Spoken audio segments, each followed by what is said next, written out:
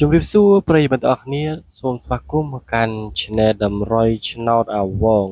ហើយយើងវិលមកជួបគ្នាជាថ្មីសម្រាប់តម្រុយឆ្នោតអាវងសម្រាប់ថ្ងៃនេះគឺយើងបានពំនាំជាមួយនឹងតម្រុយពិសេសទៀតហើយសម្រាប់ចែកជូនដល់ប្រិយមិត្តទាំងអស់គ្នាសម្រាប់លេងនៅថ្ងៃថ្មីហើយថ្ងៃថ្មីនេះដែរគឺសម្រាប់តម្រុយថ្ងៃទី20ខែ5ឆ្នាំ2026ហើយប្រិយមិត្តបងប្អូនទាំងអស់គ្នាប្រិយមិត្តបងប្អូនអាចយកទៅលេងបានទាំងម៉ោង4:30នាទីល្ងាចក៏ដូចជាម៉ោង6:30នាទីយប់ហើយបងប្អូនទាំងអស់គ្នាដែលចូលមកមើលតម្រុយថ្មី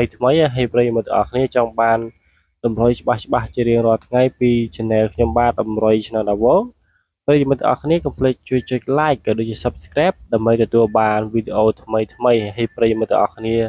ប្រិយមិត្តចាស់ដែលគាត់បាទយកតម្រុយពី Channel ខ្ញុំបាទទៅបាទគឺគាត់បានត្រូវលេខធំលេខអីហ្នឹងប្រិយមិត្តទាំងអស់គ្នាកុំភ្លេចជួយ comment ប្រាប់ admin ផងថាបងប្អូនទាំងអស់គ្នាបាទត្រូវអញ្ចឹងណាហើយដើម្បីឲ្យ admin មានទឹកចិត្តក៏ដូចជាខិតខំរិះរកតម្រុយល្អមកចែកជូនដល់ប្រិយមិត្តជារៀងរាល់ថ្ងៃទៀតអញ្ចឹងកុំឲ្យខាតពេលវេលាយូរយើងនាំប្រិយមិត្តទាំងអស់គ្នាទៅស្ដាប់ទៅក៏ដូចជាទៅមើលជាមួយនឹងតម្រុយមួយថ្ងៃទី20ទាំងអស់គ្នាហើយសម្រាប់2លេខសម្រាប់មួយថ្ងៃទី20ខែ5បាទគឺយើងមានបាទខ្ទង់ខ្សែបាទគឺខ្សែគត់ហើយនឹង27 94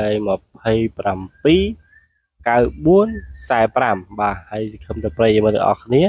បាទបានកាន់ប៊ិចកាន់សភៅដើម្បីកត់លេខយើងយកទៅលេងសម្រាប់បាទថ្ងៃស្អែកទាំងអស់គ្នាប្រិយមិត្តបាទអ៊ីនមានសូមហៅភាសាទៀតសម្រាប់2លេខបាទគឺយើងមានបាទខ្សែគត់27 94 45ប្រិយមិត្តអរគ្នាហើយឥឡូវយើងមកមើលភាសាទៀតគឺសម្រាប់លេខខ្ទង់អូសប្រិយមិត្តសម្រាប់លេខអូសបាទគឺយើងមាន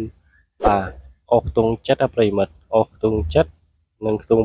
8ហើយសម្រាប់លេខពិសេសយើងសម្រាប់ថ្ងៃស្អែកហ្នឹងគឺយើងមានបាទខ្ទង់30បាទប្រិយមិត្តអាចអូសខ្ទង់30ប្រិយមិត្តហើយ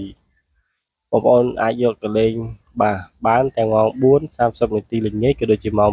6:30នាទីយប់តោះឥឡូវយើងចូលមកមើលជាមួយនឹង3លេខយើងវិញសម្រាប់តម្រុយ3លេខសម្រាប់ថ្ងៃស្អែកបាទគឺយើងមានបាទ183ហើយនឹងមានបាទ624ហើយនឹងមួយខ្ទង់ទៀតបាទគឺយើងមានបាទ682បាទ682ហើយមានសូមហៅភាសាទៀតសម្រាប់3លេខបាទគឺយើងមាន183និង624និងមាន682